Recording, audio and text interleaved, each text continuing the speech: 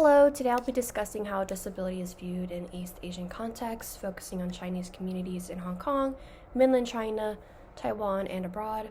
I'll draw on 3 studies covering physical, mental health, and intellectual disabilities, showing how cultural values, collectivism, filial piety, Confucianism, and faith shape stigma, family experiences, and societal responses.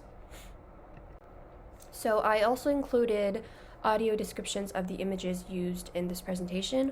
On the bottom left corner of each slide, you will see an orange circle with an audio or sound icon right here. You will be able to click that icon and listen to the audio description of the images like so. Images from left to right. The first image shows a young child looking up at a large split brain illustration, one side filled with colorful creative drawings on the right, and the other with black and white scientific sketches on the left. The middle image shows a bandaged hand, showing a close-up of a person's hand wrapped in white medical bandages. The farthest right photo shows a seated person holding their head up in distress, while a shadowy figure behind them shows a tangled scribble inside the head, symbolizing emotional or mental struggle.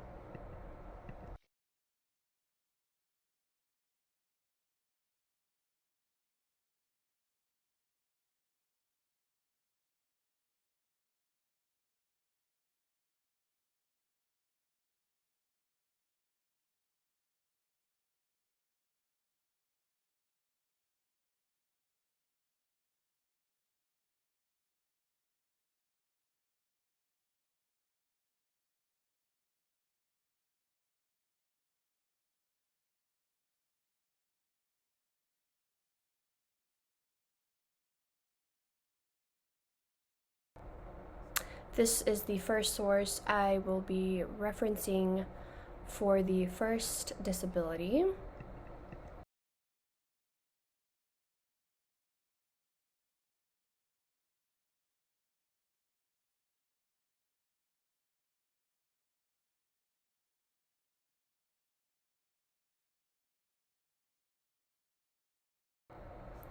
So some study highlights from this paper that I found.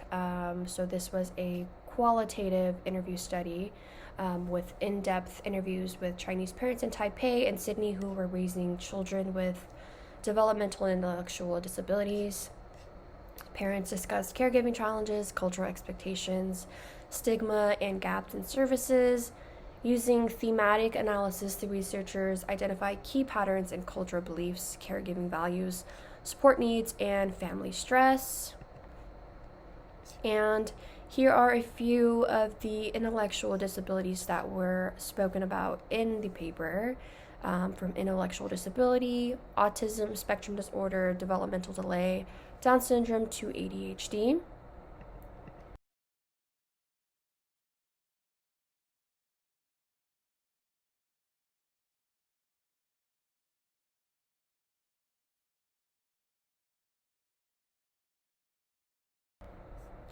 And the study found that cultural expectations placed heavy pressure on families. Parents felt morally responsible for lifelong care.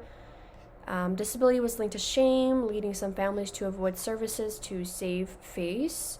Researchers also noted overprotection with parents limiting social activities and their child's autonomy. These cultural pressures shaped both caregiving and children's independence. Top left.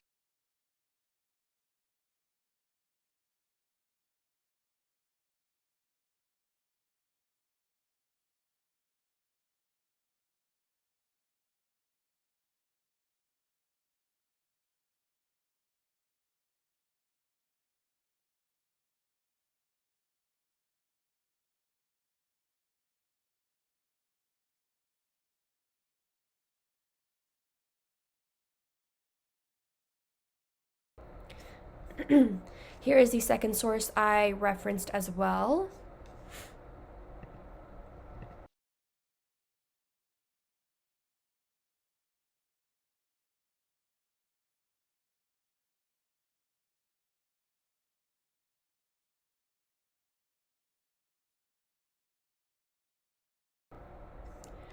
For the physical disability study, researchers used in-depth qualitative interviews with 27 adults in Hong Kong who experienced serious hand injuries. From the interviews, 3 recovery patterns emerged: survivors who returned to basic jobs with limited advancement, achievers who used the injury as a catalyst for developing new skills, and strugglers who faced ongoing work barriers and social withdrawal.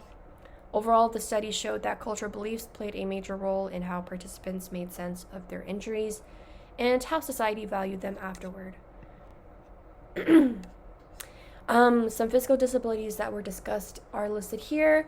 These are an array of hand injuries, from amputations to chronic pain and limited movement, loss of dexterity. They're all listed here.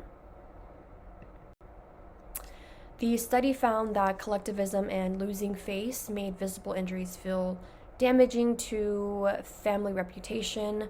Filial piety framed injury as dishonoring one's parents, and masculinity ideals created shame for men who could no longer be strong providers.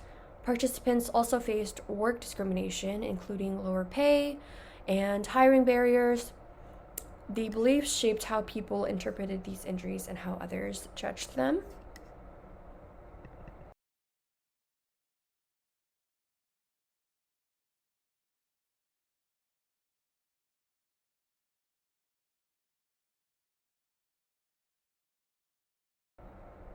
And here is the third source. A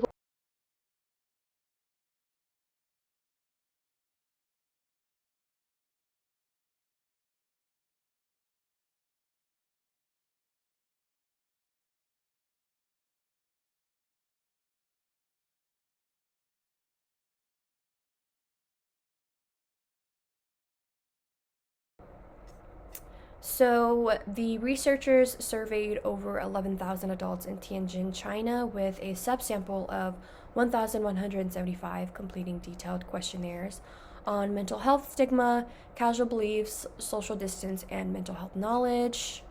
These standardized measures allowed the team to assess overall stigma levels and the factors influencing them. A woman holds her head in both hands with her. So, the study examined several mental disabilities, from depression, schizophrenia, anxiety, to unstable temperament. These conditions were essential to understanding the stigma and misconceptions described in the findings. Here are some cultural themes found from that paper. The study found that mental illness was often viewed as a moral weakness influenced by Confucian ideals or of emotional control. Concerns about face led families to hide mental illness to avoid shame. Participants showed strong social distance, with many unwilling to date or hire someone with a psychiatric history. Mental health knowledge was also low, with common beliefs that mental illness can't be cured or is caused by stress. These factors collectively reinforced stigma.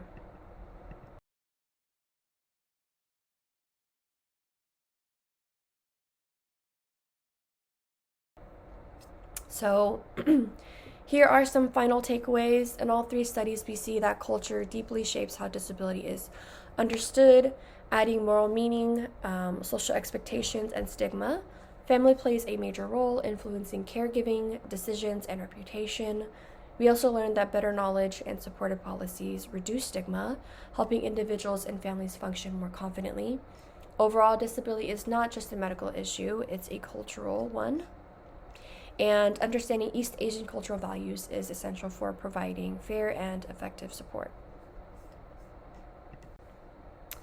I chose to focus on this presentation instead of the wheelchair experiment because I honestly didn't have enough time for the physical assignment throughout this semester. And this option allowed me to still fully engage with the course material in a much more meaningful way. And here are the references that I used throughout this presentation. Thank you.